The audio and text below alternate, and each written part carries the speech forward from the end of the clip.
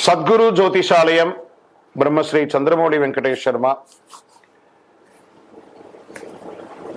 ఈరోజు మనం చెప్పుకోబోయే ఒక ముఖ్యమైనటువంటి విషయం ఏమంటే, చాలా మందికి ఒక భయం, శని భగవానుడు అంటే ఒక భయం. శని వక్రగతి అనేది అవుతుంది. ఇది వచ్చి రెగ్యులర్ ప్రాసెస్ అండి. మనం ఇదివరకు కూడా ఈ పంచగ్రహ కుటుంబం గురించి చెప్పాము. అలా అయిపోతుంది, ఇలా అయిపోతుంది అంటే దానికి మనం ఒక వీడియో ఇచ్చాం. చాలా మంది పాజిటివ్గా దానికి రెస్పాండ్ అయ్యారు. ఇవన్నీ కూడా రొటీన్ లైఫ్లో జరుగుతున్నట్టు చూడండి. మేము జూన్ నెల ఇచ్చాం, మే నెల ఇచ్చాం, ఏప్రిల్ నెల ఇచ్చాం, మార్చి నెల ఇచ్చాం, ఇప్పుడు జూలై నెల కూడా ఇవ్వబోతున్నాం. ఇదన్నీ రొటీన్. అలాగే శని కూడా తన యొక్క గమనంలో ఇదొక రొటీన్ జర్నీ అనమాట.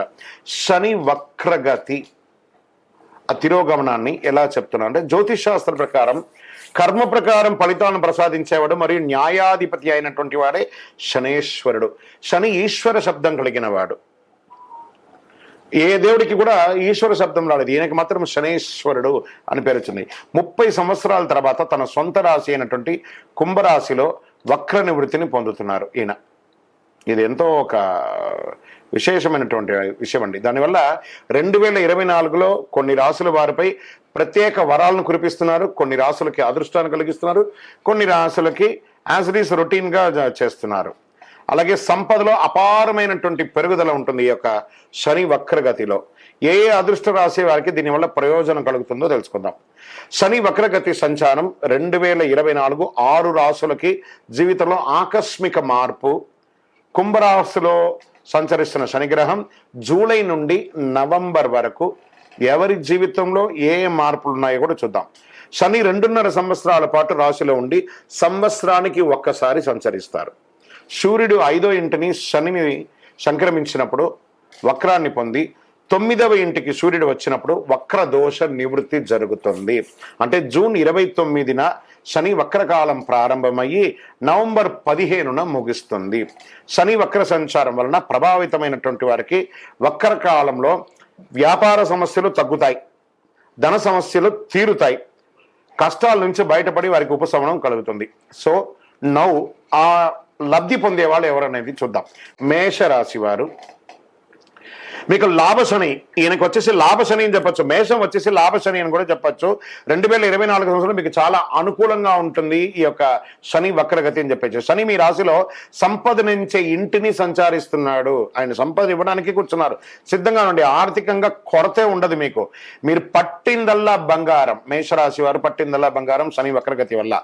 ఉద్యోగం మారుతారు, ఇల్లు మారుతారు, కొత్త కారు లేదా కొత్త ప్రాపర్టీ కొంటారు. ఈ సమయంలో మీ ఆదాయం విపరీతంగా పెరిగే అవకాశాలు ఉన్నాయి. ఏమండి, మరి అన్ని మేషరాశులకు ఇలాగే జరుగుతాయా అంటే, వారు చేసుకున్నటువంటి ప్రయత్నం ఇదండి. శని భగవానుడు ఎలా ఇస్తాడంటే, మీరు ఏ పని చేయకపోయినా పచ్చడన్నం తింటున్నారు అనుకోండి, పప్పన్నం కలిపి ఇస్తాడండి. మీరు కష్టపడ్డారనుకుంటే పంచభక్ష ప్రమాణం వస్తుంది. అంతే, చేస్తే చాలా వస్తాయి, చెయ్యకపోయినా ఒకటి యాడ్ ఆన్ చేసి ఇస్తాడు. ఇదే అక్కడ జరిగేది. మరి వృత్తిలో విజయం సాధించడానికి చాలా గొప్ప ఆశీర్వాదాన్ని ఇస్తాడు. ప్రమోషన్ పొందుతారు, వివాహం కాని వాళ్ళకి వివాహం, పెట్టుబడులు వస్తుంది, మల్టిపుల్గా ప్రయోజనం అవుతారు, కొత్త ఉద్యోగాలు వచ్చే అవకాశాలు ఉన్నాయి, నిరుద్యోగులకు కూడా మంచి మంచి అవకాశాలు, వివాహం కాని వారికి వివాహం అవుతుంది. ఇది మేషరాశికి శని సంచారం దీంట్లో ఉన్నటువంటి వక్రగతి ద్వారా పొందే లాభం. శని వక్రగతి ద్వారా పొందే ఈ రాశులన్నీ కూడాను లాభం పొందుతాయి. కాబట్టి శని వక్రగతిని భయపడాల్సిన అవసరం లేదు. ఇందులో యూనివర్సల్గా ఒక పరిహారం ఉంది. ఏం చేస్తారంటే, నవగ్రహాలలో ఉన్నటువంటి శని భగవానుడు పశ్చిమ భాగంలో ఉంటారు. ఆ పశ్చిమ భాగంలో ఉన్నటువంటి ఆ నవగ్రహాలకి ఒక చిన్న బెల్లం ముక్క నైవేద్యంగా పెట్టండి. నువ్వులతో దీపం కరెక్ట్గా తీసుకుపోయి శని భగవాన్ పాదాల దగ్గర వెలిగించకండి. కొంచెం కింద దూరంగా పెట్టి నువ్వుల నూనెతో, ఆ నువ్వుల ఉండ ఉంటుంది, ఒక చిన్న బ్లాక్ క్లాత్ తీసుకోండి, అందులో నువ్వులు వేయండి, దాన్ని ఉండగా కట్టండి, దాన్ని ఆ ప్రమిదలో పెట్టి నువ్వుల నూనెతో దీపం వెలిగించండి. దాంతో మీ వయస్సు ఎంత ఉందో అన్ని ఒత్తులు వేయండి. అన్ని ఒత్తులు వేసి మీ యొక్క దీపం వెలిగించండి. ఆ స్వామివారిని ఎలా ప్రార్థన, నీలాంజన సమాభాసం రవిపుత్రం యమాగ్రజం ఛాయా మార్తాండ సంభూతం తన్నమామి శనైశ్వరం కాకద్వజాయ విద్మహే ఖడ్గహస్తాయ ధీమహి తన్నో మంద ప్రచోదయాత్. ఆయన దగ్గర ఏమేమి అడగచ్చు, ఆయన ఏమేమి మనకిస్తారు? దేహి మే బుద్ధి వైశిష్ట్యం, దేహి మే నిత్య యవ్వనం, దేహి మే పరమానందం, దేవదేవ జగత్పతే. శని భగవానుడికి అధిపతిగా ఉన్నటువంటి స్వామి వారు అఖిలాండ కోటి బ్రహ్మాండ నాయకుడు శ్రీ ధర్మశాస్త్ర అయ్యప్ప స్వామి వారు. శని ప్రీతి, ఆయన ప్రార్థన చేస్తే శని ప్రీతి వస్తుందట. అలాంటి అయ్యప్ప స్వామి వారి 18 అవతారాల దేవాలయం మనం తిరుపతిలో నిర్మించాము. కపిల తీర్థానికి దగ్గరలో జీవకోన అనే ఒక ప్రాంతంలో జీవలింగేశ్వర స్వామి వారి సన్నిధానంలోనే ఈ అయ్యప్ప స్వామి వారి 18 అవతారాల దేవాలయాన్ని నిర్మించి ఉన్నాం ఆల్రెడీ. ఇంకనూ ఆ దేవాలయంలో 27 నక్షత్రాలకు 12 రాసులకు కూడా దేవాలయం నిర్మించబోతున్నాం. మీరు తిరుపతికి వచ్చినప్పుడు మన దేవాలయాన్ని దర్శనం చేసుకోండి. రైల్వే స్టేషన్ నుండి, బస్ స్టాండ్ నుండి ఒక 3 కిలోమీటర్ దూరంలోనే ఉంటుంది.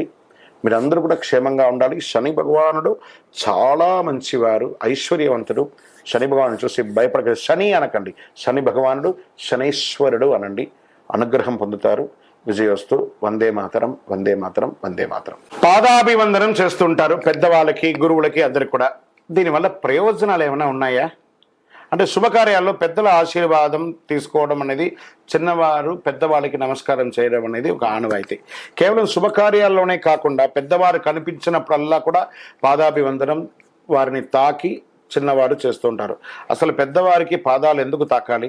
భారతీయ సంప్రదాయంలో పెద్దవారి పాదాలు తాకడం అనేది గౌరవ సూచకంగా చెప్పడం జరుగుతుంది. ఉన్న పురాతనంగా వస్తున్నట్టు ఇది. అయితే కొందరు అడుగులను అపరిశుభ్రంగా భావిస్తూ ఉంటారు. పాదాలు తాకడం వెనక ఎన్నో అద్భుతమైనటువంటి ప్రయోజనాలు అర్థమై ఉన్నాయి. పెద్దవారి పాదాలు తాకాలంటే మన అహంకారం వదిలి తల వంచడం, అది ఒకటి. అతి పెద్దవారు వయసు, జ్ఞానం, విషయాలు, అనుభవాన్ని గౌరవించడం రెండవది. సాధారణంగా పెద్దవారి పాదాలు తాకినప్పుడు వారి ఆలోచనలు, స్పందనలు, వాటి నుండి వచ్చే పదాలు చాలా శక్తివంతంగా, వారి దగ్గర నుంచి ఒక ఆశీర్వాద మంత్రం ఉంటుంది కాబట్టి వారికి లాభం.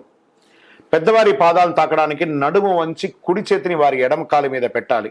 అలా చేసినప్పుడు మన స్పానల్ కార్ట్ కూడా ఆరోగ్యపరమైనటువంటి ఉపయోగాలు కూడా ఉంటాయి. అలాగే ఎడమ చేతిని వారి కుడి కాలు మీద ఉంచాలి. అప్పుడు పెద్దవారి చేతులు మన మీద ఉంటుంది. ఇలా చేయడం వల్ల ఒక క్లోజ్ సర్క్యులేట్ అవకాశం వస్తుంది. ఆ సమయంలో వారి శక్తి, జ్ఞానం మనకు బదిలీ అవుతుంది. ఫలితంగా మంచి మనసు, వారిచ్చే దీవెనలు మనం పొందుతాం. పెద్దవారు భూమి మీద నడిచి ఎంతో జ్ఞానాన్ని అనుభవించి సంపాదించడం వల్ల వారి పాద ధూళిలో కూడా మనకెంతో జ్ఞానం దాగి ఉంటుంది. కాబట్టి మేము కూడా ఈ మార్గంలో నడిచి అనుభవాన్ని, జ్ఞానాన్ని పొందుతాము అని ఆశీర్వాదం పొందడమే సంప్రదాయానికి పాదసేవ అంటారు. దైవం మానుష రూపేణ అన్నారు. కాబట్టి పెద్దవాళ్ళకి నమస్కారం చేస్తే సాక్షాత్ పరమాత్మునికే నమస్కారం చేసినంత ఫలితం. విజయోస్తు. మహాభారతం అంటే అందరికీ కూడా చాలా ఇష్టమైనటువంటి ఒక సబ్జెక్ట్. వింటే భారతం వినాలి, తింటే గారెలు తినాలి అని. మహాభారతం అంత గొప్పది. మరి ఇందులో కొంతమంది వీరులు ఉన్నారు. వారి పేర్లు అంతా కూడా మనం ఎప్పుడో చెప్పుకుంటూ ఉంటే వింటుంటాం, మర్చిపోయి ఉంటాం. ఒక 51 మంది వీరులు ఉన్నారు. వారు ఎవరో తెలుసా? ఇది చాలా ముఖ్యమైనటువంటి సబ్జెక్ట్. చాలా మంది మర్చిపోతున్నాం. మీ పిల్లలకి ఇది వినిపియండి. ఇది రానున్న రోజుకి ఇది ఒక నానుడిగా ఉంటుంది. మనమందరం ముఖ్యంగా మన పిల్లలకి తెలియజేయాల్సిన అవసరం ఎంతైనా ఉంది. తప్పనిసరిగా తెలుసుకోవాలి. ఆలోచన దీంట్లో పెట్టండి. ఆ వీరుల యొక్క పేరుని మనం తెలుసుకుంటాం. కాబట్టి నోట్ చేసుకోండి. సత్యవతి, సంతనుడు, భీష్ముడు, వ్యాసుడు, ధృతరాష్ట్రుడు, పాండురాజు, కుంతీదేవి, గాంధారి, శకుని, కర్ణుడు, ద్రోణాచార్యుడు, శ్రీకృష్ణులు, ధర్మరాజు, భీముడు, అర్జునుడు, నకులుడు, సహదేవుడు, దుర్యోధనుడు, దుశ్శాసనుడు, భానుమతి, అశ్వత్థామ, వసుదేవుడు, శిశుపాలుడు, రుక్మిణీదేవి, కీచకుడు, బలరాముడు, ఏకలవ్యుడు, దేవేంద్రుడు, ఉత్తర, ఘటోద్గచుడు, సైంధవుడు, హిడింబి, ధ్రువదుడు, అభిమన్యుడు, శల్యుడు, ఉగ్రసేనుడు, దుర్వాసుడు, సాత్యకి, కృపాచార్యుడు, జరాసంధుడు, కంసుడు, ఉపపాండవులు, పరీక్షిత్తు మహారాజు, సంజయనుడు, నలుడు, పురోచనుడు, విదురుడు, అంబిక, అంబాలిక, యశోద, దుశ్శల, వీళ్ళందరూ కూడాను ఏదో రకంగా ఈ మహాభారతంలో ఏదో ఒక యుద్ధం, ఏదో ఒక వ్యవహారం చేసిన వాళ్ళే. అంత అద్భుతమైనటువంటి విషయం. ఈ టీవీ ఛానల్ ద్వారా, ఈ మాధ్యమం ద్వారా మనం చూసేవాళ్ళు దీన్ని జీవితకాలం గుర్తుండి పెట్టుకునేటట్టుగా వినడానికి పిల్లలకి నేర్పిస్తూనండి. ఈ 51 పేరులో 1 పేరు, 2 పేరు అలా మనం చెప్తూ ఉండగా కూడా మనలో కూడా ఒక ధైర్యం, ఒక శక్తి వస్తుంది. విజయోస్తు.